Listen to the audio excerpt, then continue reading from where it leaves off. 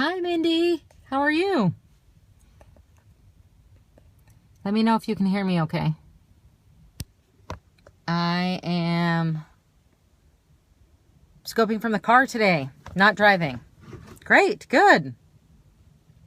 I just wanted to do a short scope with some Q&A today and a couple quick stories that I have about sales. So we'll wait and see if any other people are joining. Where are you?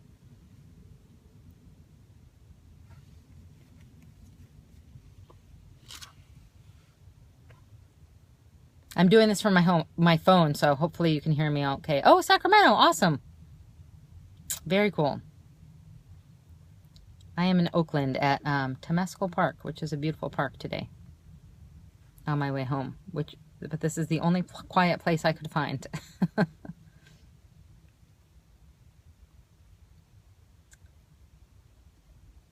So let's see if any other people join. So I want to do some Q&A, so let me know if you have any questions. And let me tell you a little bit about myself. Give you times to type any questions you have. But I am Christine Pereira from Soulful Selling Bootcamp. I do sales, coaching, and consulting. I have done about 15 years of advertising sales for large companies and Silicon Valley startups. So I've worked in sales for quite a while and just recently started my own business coaching for sales. So I'm very excited. We haven't launched our website yet, but our Facebook page is up. Today I spent some time making a very fancy Facebook cover photo. So let me know if you have any questions. You can go to the Facebook page for information about Soulful Selling Bootcamp. I'm going to be doing some classes that are coming out in the next couple weeks. So hopefully you guys can join. But I had a good story today that I was reminded of that has to do with my 5-year-old son. So, you know, when I first went back to work, or he first understood the concept of going back to work, I had to figure out how to explain work to him. And he would always ask, well, what is your job? And what is my job? And I would tell him, well, your job is to play. And I would say, my job is to help people. And it took me a lot of time to figure out what to tell him, because I wanted it to sound like something I enjoyed doing, something that was important, not something that you dread when you're going to work. So that someday he may want to do some type of work on his own. And it really made me think about it. Like, what is work? How do you describe work to a little kid, right? Because it's complicated. You want them to think that it's something great, not something terrible. You know, you shouldn't be going there every day if it's something that you hate. So I said, you know, I help people. And that was, you know, I had a sales job. And I would just tell them the people that I worked with, I help, you know, this person and this person. I help them figure out and how to solve problems. And then about, I would say 3 months later, it dawned on me, like, my job is to play too. And that's everyone's job. So we talked about it a little bit later. And I said, you know, I talked to you about it. And I said my job was to help people. But really, my job is to play too. And I made a mistake, and I think I forgot that. And a lot of adults forget that their job is to play. So I kind of wanted to remind everyone who sees this today, if you're watching on the replay or you're watching live, that your job is to play. And if your job doesn't feel like that, then do one thing tomorrow or the next day. Hey, Susie Moore. Do one thing that makes your job feel like play today, because thank you for the hearts. Awesome. You know, if everyone had a job that they loved, or one part of the job that they loved, like, that's what we want to show our kids, right? We want to show them that work and life is fun, because that's the way it's supposed to be, right? And Susie, I'm doing Q&A for about sales and soulful selling. So I was just telling a story about my son, and really how everyone's job should be to play in some way. Thank you, Susie. I'm in a park too, so if I'm like looking over, I'm just making sure people aren't coming up to my car wondering what I'm doing. But yeah, if you guys have any questions on sales, feel free to write it in the comments, and I'd love to answer your questions about soulful selling. A lot of people ask me, what is soulful selling? One guy was like, I hope it's not selling your soul, which obviously it's not. How do we how do you navigate a sales manager cherry picking clients they want? Ooh, that's a tough one. That's a really tough one. And I've been there. Yes, that has happened to me. Because everyone wants, a certain sales, like, everyone wants the big fish, right? Or wants a certain, person, or especially like if you're, is also an IC. What's an IC? Oh, an independent contractor, I'm guessing, right? Hi, Allison. Thank you for the hearts. Awesome. I think it's hard. Yeah. So Susie was saying, what do you do when someone wants to handpick your clients? That's tough. I mean, it's probably because he wants to control it a little bit, right? But I'm guessing his ultimate goal is revenue. So I think, or he wants you to only get credit for, the specific ones that you brought in. So, I mean, that's always a tough one, especially when you're a contractor. How do you deal with that? So I would say, there's a little bit of negotiation. I know you're very good at that, Susie. So I don't have any doubt that you can figure that one out. But yeah, it's tough. And that's, something that we could do another Periscope about. I should write that down. But how to deal with sales managers, because sales is already hard enough. And if you have a manager managing your sales or trying to manage your process, it always adds another level of complexity on it, right? Because it's someone else, like they're seeing it through their filter.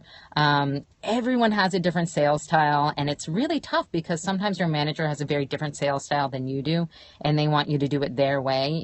Like I am not a person who wines and dines clients and likes to stay up late and drink with them. That's just not me. And I've had managers who are like, think that's the way you have to sell. And I would hate it. It's just if I'm there, you could tell that I hate it. So that was tough for me. And I'd, find ways around it. Or I'd say, hey, we're going to do a lunch instead of a dinner.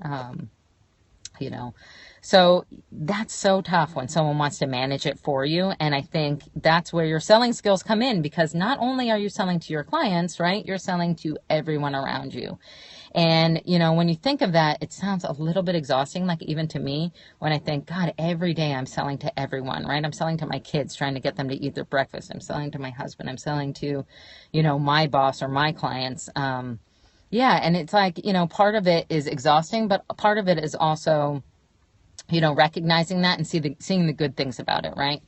And, selling to him and selling like your value and how great a salesperson you are and why it's so valuable for you to bring in. Thank you for sharing. Why it's so great for you to bring in your own clients, because they might be more valuable. So I think it's a little bit of a negotiation.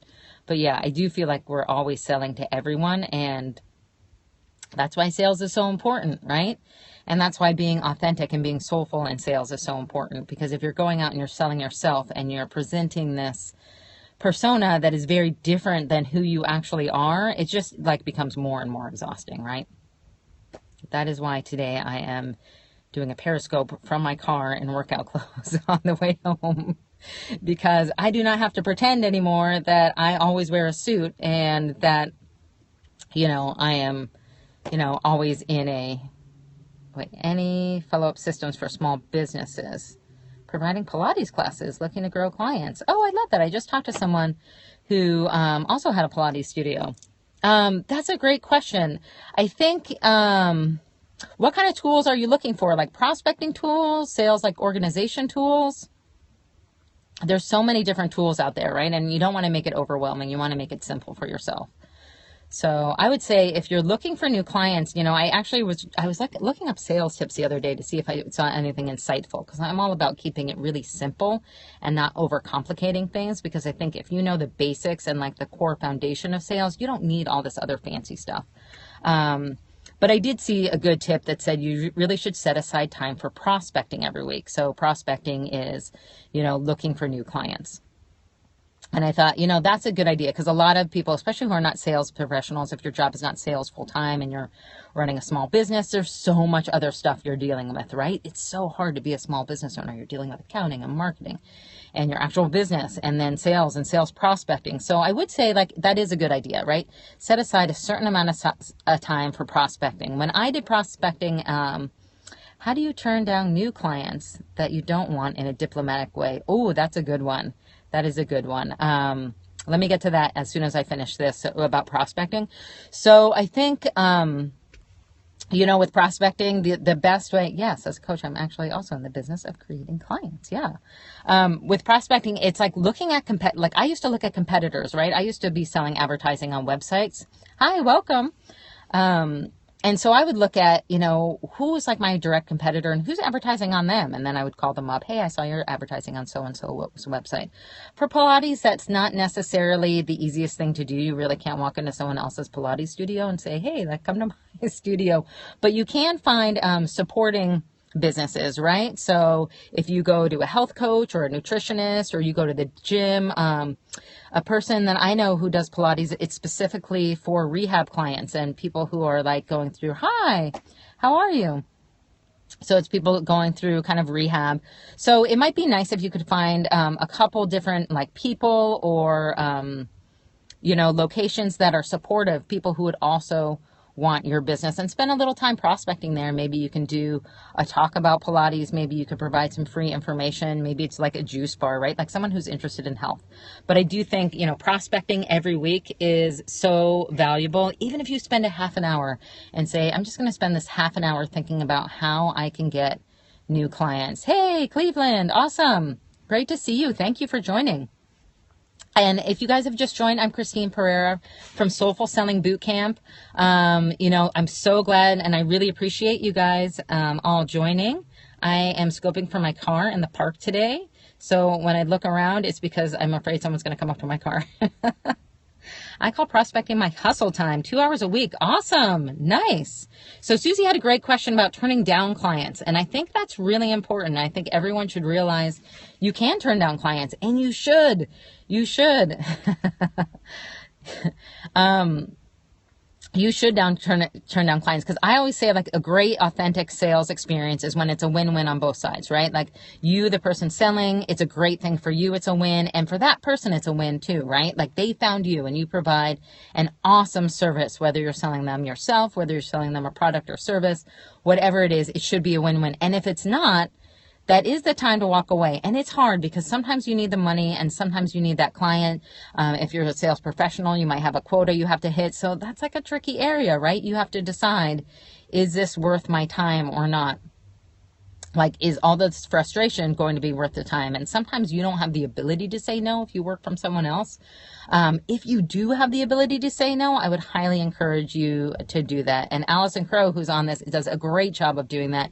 She really taught me the idea of filters and filtering your clients, and whether that's the way you present yourself. Like if you guys are not okay with someone talking about soulful selling from their minivan in the park, then maybe you're not for me. That's what I'm doing today, and that's who I am. And I, when I was in sales and professional sales, I did kind of pretend that I was someone, not that I wasn't, but I had to wear a suit a lot of times, and I had to talk a certain way, and I might not talk about, I probably wouldn't bring up soulful selling. People would think that was like a little bit weird, but I work for myself now, so that's like how it is. And maybe that's my filter, and you can create your own filters. Saying no to someone is tough though. So it depends on where they are in the sales cycle. Maybe you can say, maybe they have an issue with pricing or they haven't fully decided yet. So you can say, hey, maybe it seems like you're not ready yet. It doesn't seem like, we're both on the same page. And I think it is hard. You do want to be diplomatic, right? Because you don't know. That person might be a great fit a couple months from now. Yes, thank you. It is really cool.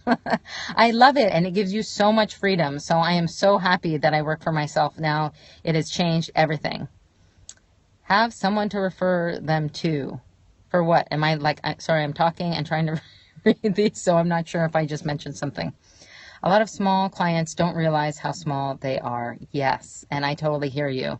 So if someone's trying to hire you, they give the most attitude. That's so true. I mean, it's very hard. And I've noticed that with very new salespeople too. I'm very new, marketing professionals, that sometimes they feel like the best way to be a salesperson is to, like, kind of be a little bit rude or be difficult to work with. And I don't think that works out, and I've not even noticed that with sales managers who are very new to the business. They feel like they have to micromanage you and look at every single thing that you do. And I don't find that that's effective. And I think that really comes from fear, to be honest. Right? You're like unsure of yourself, you're unsure of your client, or your client's unsure of you, and they're just not confident. So I would say the best way to deal with something like that is to try to build confidence in your client, try to build confidence in yourself. I think that's so important. And I saw a lot of people just joined. How do you manage these small ones out? I think you just have to, like, come up with a baseline for yourself. So say, hey, like this, maybe you create a filter based on rate. Keep them warm for later. Yeah, because you might lean them later if another client falls through. But maybe you just don't want them at all. Like, maybe those smaller clients are not worth your time if they're not as educated. And, we have this experience in sales all the time, right? Some of the least experienced smaller clients are actually the most work. And there's two ways to look at it, right? If someone's inexperienced, that might be an opportunity for you to really coach them and grow them to a certain point. We did that in technology sales. Sometimes I would just talk to someone and they were really small, and, we had like minimum requirements for sales, it might be like $5,000 a month, and they weren't at that rate, but they really, really wanted to learn, and they loved listening. How long have I been working for myself? On and off for like 2 years, but really it's been since like June. So it's very new for me, but I've done it before. So, sorry, I'm just looking at other people who are walking by my car.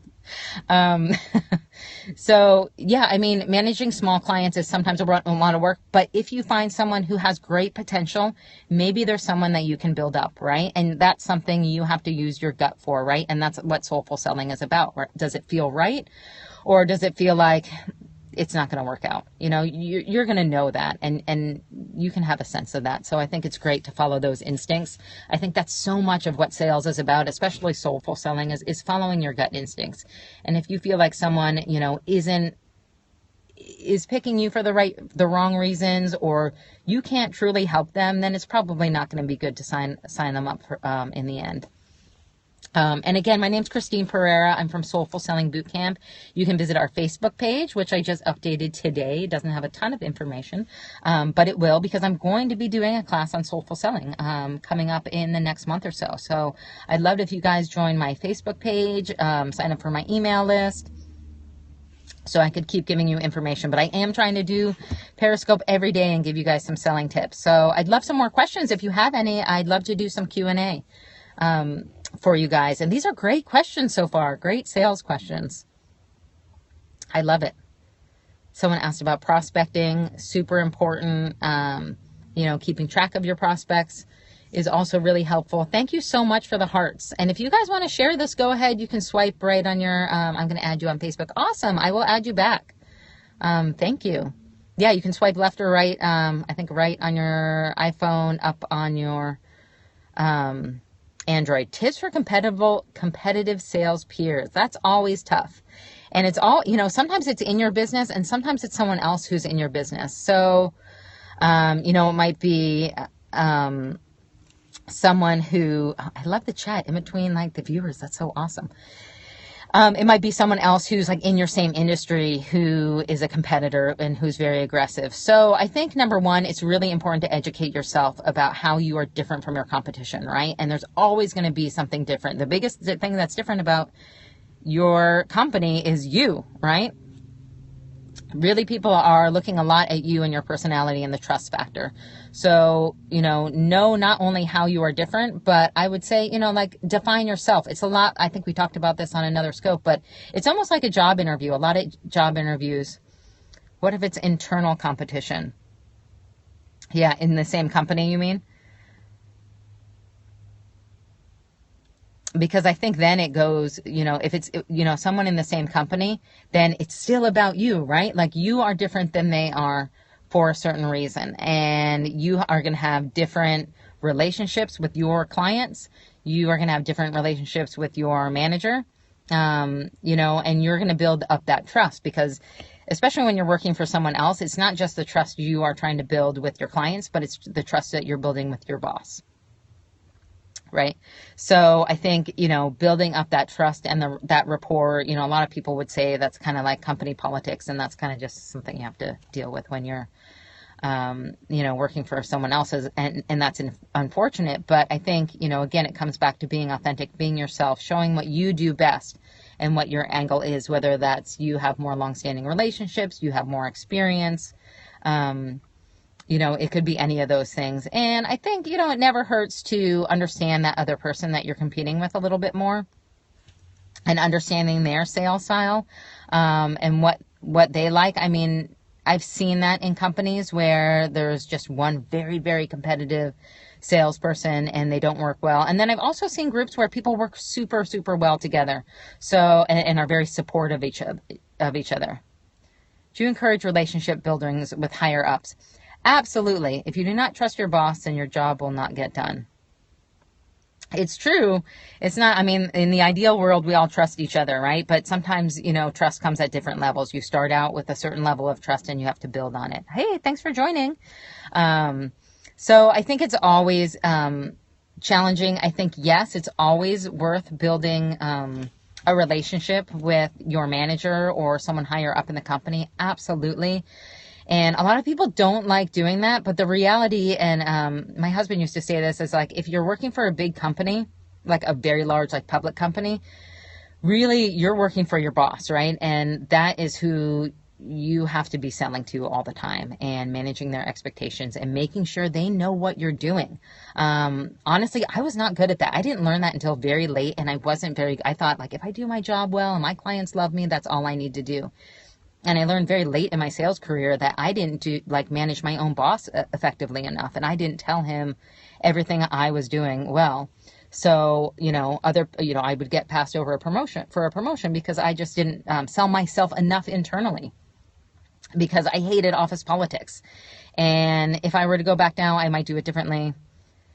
You have to talk about your success internally. Exactly. You do. And it's really hard, I think, for women especially, to talk about their success internally, and talk about it within the company. Like, hey, I had this great success today. But it's so important, right? Because if your counterparts are doing that, maybe they're not even selling it as much, but it appears that they are selling more, or it appears that they are more successful. Like, that might be all that matters. And there's a lot of different ways to look at it, but if that's a job that's really important to you and you want to make it work, then you can do that. When you're working for yourself, it's a little bit easier, right? Because you're only reporting to yourself. But even when you're working for yourself, you're still selling yourself to your clients, to your vendors, to the other people who work with you, to your friends, to everyone around you. So you're kind of selling every day, and that's why being authentic makes it just a little bit easier. How soon should you follow up after you made a networking contact, a new one? Wow. Well, it depends, right? Like, it depends on, is that someone who you have an immediate opportunity with, or is that someone you need to build trust with? I think we've talked about this before, but I think with sales, it really takes, anything between 4 and 5 really quality interactions with that person to build their trust. Now, if you met that person in person, how did I come up with the name for my business? Great question. I think that it just kind of came to me. I knew that I wanted it to be authentic sales. I thought soulful, like, somehow just popped into my mind. Someone reminded me that their business had soulful, and I don't know, maybe I subconsciously saw that. I'm not sure. But it seemed to work. And it is called it is called Soulful Selling Boot Camp. Because I want to do a boot camp type class, which is going to be probably 4 weeks long, and just, really basic information about selling for people who are not salespeople. I may eventually do an advanced selling course later for professional salespeople, but I'd really love to focus on small business owners and folks who don't feel comfortable with sales and kind of have fear of selling, or just feel kind of icky about selling, right? Because a lot of people think oh, sales, I don't want to deal with that. And people need to be able to feel and experience that selling can be soulful. Yes, that is so true, because like if you're selling something amazing and you're sharing this incredible experience or your business with someone, like that is a gift, right? You're giving people a gift and sharing your gifts, with them. And that is so important. And what is better than that? Like if you can make a connection with someone and make a difference in their lives, then why wouldn't that be amazing, right? Like asking them for money for that is like they should be so excited about it. And it might not always be like they're jumping up from joy throwing money at you, but that's a great experience, right? To have someone who says, I love this and I am so excited to pay for this product or service, and this made a huge difference in my life. I mean, I know I've had that experiences with many things I've purchased, and I try to share that with people, or the people or the companies that I've bought from. And so, that's how the experience should be, right? And it shouldn't be scary, and it shouldn't be, something that you want to run away from or that you dread doing. It should be something where you see like, wow, this is how I get my message out to more people. And share my gift with the world, whatever it is. Maybe it's a piece of software, maybe it's your Pilates studio, maybe it's a coaching practice. It could be so many things. But I'm very, very excited about teaching the sales skills that I've learned with other folks. So I have time for a couple more questions. I feel like my car is overheating, so I'm going to get really hot soon, but I would love to answer a couple more questions. God gave us a gift to use. Yes, I think everyone has certain gifts, and it's like, you really find your calling when you figure out what those gifts are and you're able to share those with people. I totally agree. Thank you for that comment. Okay, one last question. I am ready.